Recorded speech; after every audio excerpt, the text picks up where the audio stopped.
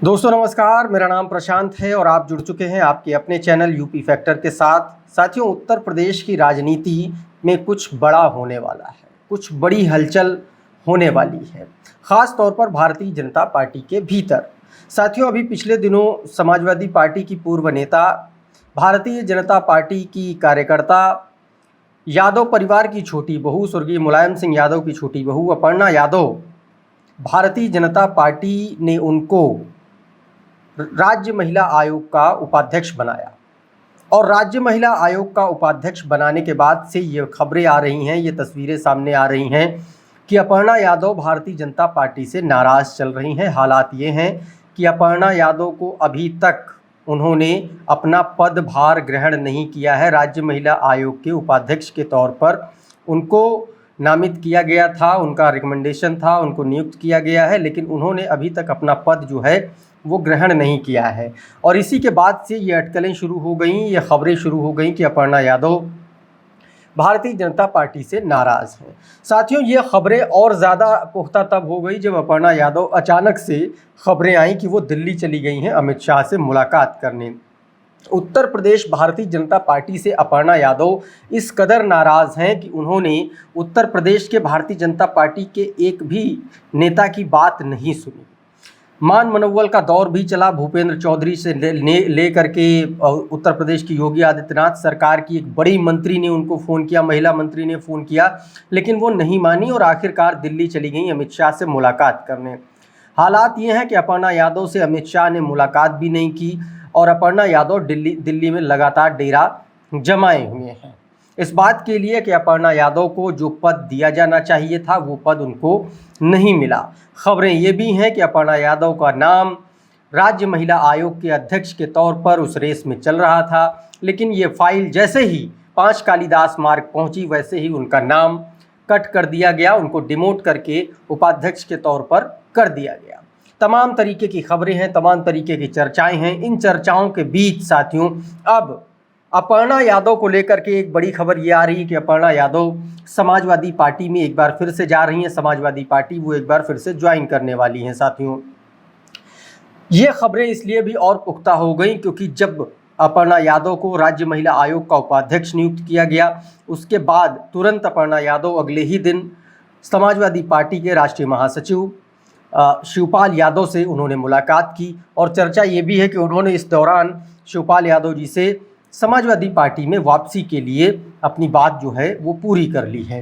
हालांकि अभी मौजूदा वक्त में अपर्णा यादव दिल्ली में हैं, लेकिन दिल्ली में अपर्णा यादव के होने के मायने ये हैं कि अभी भी वो भारतीय जनता पार्टी से नेगोशिएशन करने की कोशिश कर रही हैं। लेकिन अगर अमित शाह से उनकी बात नहीं बनी और उन्होंने राज्य महिला आयोग का जो उपाध्यक्ष का पद है अगर उन्होंने ठुकरा दिया तो ये तय हो जाएगा कि अपर्णा यादव आने वाले महीने की पहले सप्ताह में या दूसरे सप्ताह में साथियों अपर्णा यादव समाजवादी पार्टी ज्वाइन कर सकती हैं।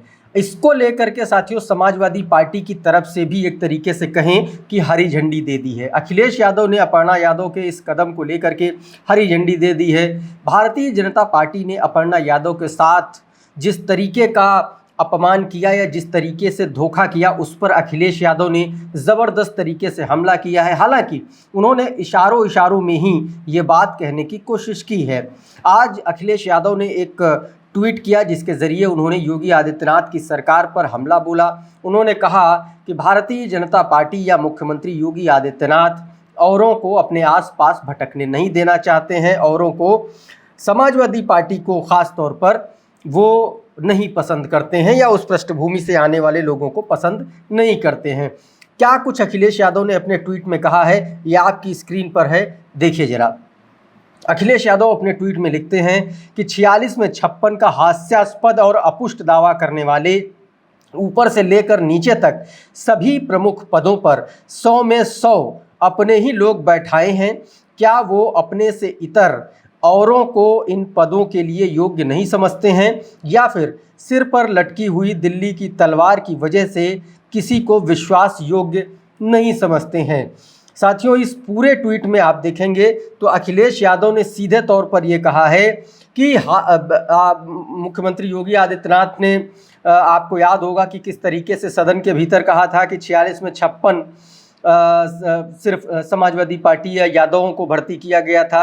अब उस पर अखिलेश यादव ने हमला बोला और उन्होंने कहा है कि ऊपर से नीचे तक 100 में से 100 अपने ही लोग बैठा रखे हैं आप लोगों ने सरकार में, और ऐसे में इन सब से इतर औरों को इन पदों के योग्य आप नहीं समझते। उन्होंने सीधा सीधा सवाल किया है योगी आदित्यनाथ से, क्या आप बाकी यानी कि औरों को वो कोट अनकोट कर रहे हैं। इसका मतलब ये है कि अपर्णा यादव अगर यहाँ पर एक नाम रख दिया जाए तो बात एकदम क्लियर हो जाती है कि क्या आप अपर्णा यादव को राज्य महिला आयोग का अध्यक्ष बनाने लायक नहीं समझते हैं, क्या उस विश्वास का आप नहीं समझते हैं। तो इस ट्वीट को अब ये समझा जा रहा है कि अखिलेश यादव ने भी अपर्णा यादव को ग्रीन सिग्नल दे दिया है, हरी झंडी दे दी है, और ये कहा जा रहा है कि अक्टूबर में जब 10 अक्टूबर को मेरे ख्याल से नेताजी की जब पुण्यतिथि होती है उसके बाद अपर्णा यादव की वापसी समाजवादी पार्टी में पक्की हो सकती है। लेकिन इस बीच अगर अपर्णा यादव की मुलाकात अमित शाह से हो जाती है या बात बन जाती है, ऐसे में अपर्णा यादव भारतीय जनता पार्टी में भी रुकी रह सकती है, लेकिन इसकी जो संभावनाएं हैं वो बहुत कम है साथियों। दूसरी तरफ आप देखिए कि जिस तरीके से अपर्णा यादव को राज्य महिला आयोग का उपाध्यक्ष बनाया गया, किस तरीके से उनको पार्टी में एकदम दरी बिछाने वाला कार्यकर्ता बना करके रख दिया गया, ये जानते हुए कि अपर्णा यादव उत्तर प्रदेश की उस पॉलिटिकल फैमिली से बिलोंग करती हैं जिसका अपना एक मजबूत जनाधार है।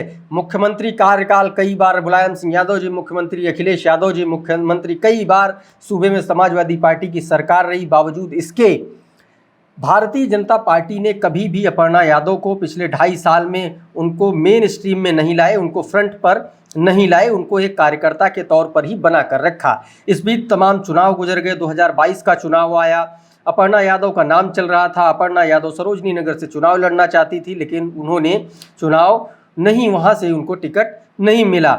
इसके बाद आप देखिए 2024 का लोकसभा चुनाव आया। 2024 के लोकसभा चुनाव में कन्नौज से, मैनपुरी से, तमाम सारी जगहों से अपर्णा यादव का नाम चला, लेकिन अपर्णा यादव को वहां भी टिकट नहीं दिया गया। इसके बाद अपर्णा यादव को ये लग रहा था कि 2024 के बाद जो 10 सीटें खाली हुई हैं, इनमें से किसी एक सीट से अपर्णा यादव को उपचुनाव में उम्मीदवार बनाया जाएगा, या अपर्णा यादव का नाम करहल विधानसभा सीट से चल रहा था लेकिन भारतीय जनता पार्टी की तरफ से, लेकिन भारतीय जनता पार्टी ने उपचुनाव से ऐन वक्त पर, उपचुनाव से ऐन पहले, या यूँ कहें अपर्णा यादव को राज्य महिला आयोग का उपाध्यक्ष बना करके उनकी सारी संभावनाएं, उनकी सारी महत्वाकांक्षाएं वहीं पर ख़त्म कर दी। और यही वजह है, यही कारण है कि अपर्णा यादव भारतीय जनता पार्टी से नाराज़ चल रही हैं, और यही वजह है कि अपर्णा यादव लखनऊ से लेकर के दिल्ली तक चक्कर काट रही हैं साथियों। आने वाले वक्त में अपर्णा यादव समाजवादी पार्टी में उनकी वापसी होगी या नहीं होगी ये अलग बात है, लेकिन ये बात एकदम तय है कि अपर्णा यादव के साथ विश्वासघात हुआ है।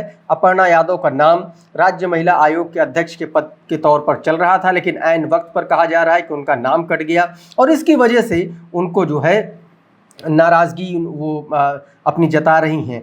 हो सकता है कि आने वाले वक्त में अपर्णा यादव को लेकर के कुछ ऐसी बातें भारतीय जनता पार्टी ने सोची हों, लेकिन हाल फिलहाल में कम से कम ये कभी नज़र नहीं आया पिछले 2-2.5 साल से, जब से अपर्णा यादव भारतीय जनता पार्टी में शामिल हुई हैं साथियों।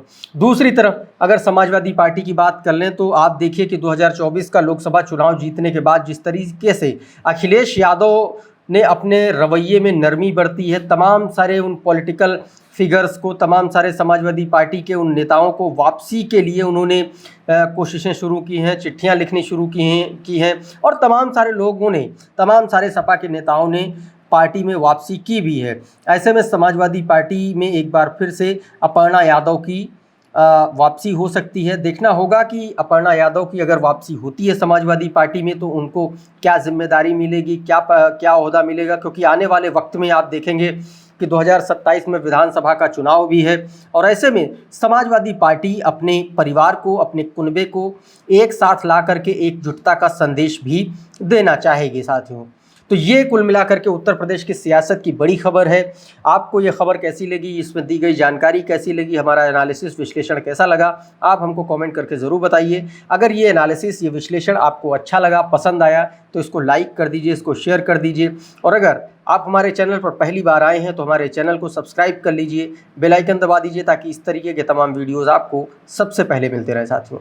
अभी के लिए इस वीडियो में फ़िलहाल इतना ही। आप जुड़े रहिए यूपी फैक्टर के साथ। नमस्कार।